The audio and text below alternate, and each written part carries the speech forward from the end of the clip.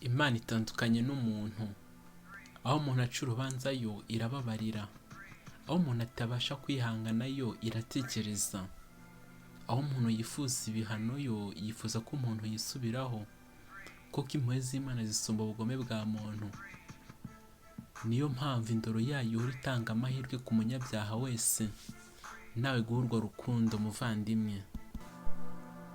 Mu gihe wagira ngo isi iri mu marushanwa yo guhemuka, Imana yo iraguhamagara ngo ubeho mu budahemuka. Hari ibyo rero usabwa.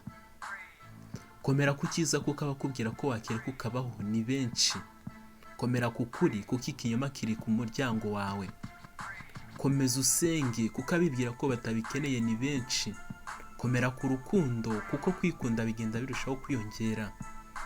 Komera ku byo wahawe kuko umwanzi nishimiye intambwe wateye. Komera ku kwemera kuko kuvanga bitwugarije mu nzira igana ijuru.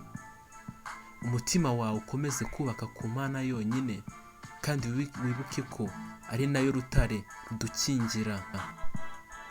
Erega inzitizi zose zakubuza ijuru, shaka uburyo uzihagarika.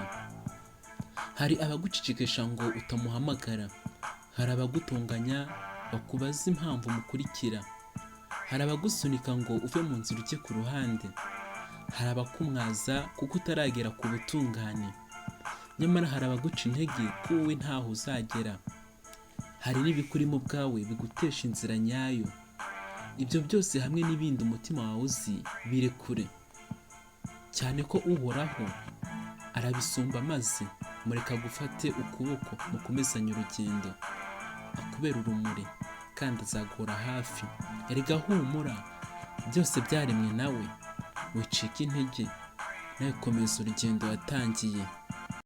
Ndakwibutsa gukora subscribe kugira ngo ibiganiro dukora bikomeze kukugeraho uko bikwiye kandi vuba, ndetse tunabashimira cyane mwe mwakoze subscribe.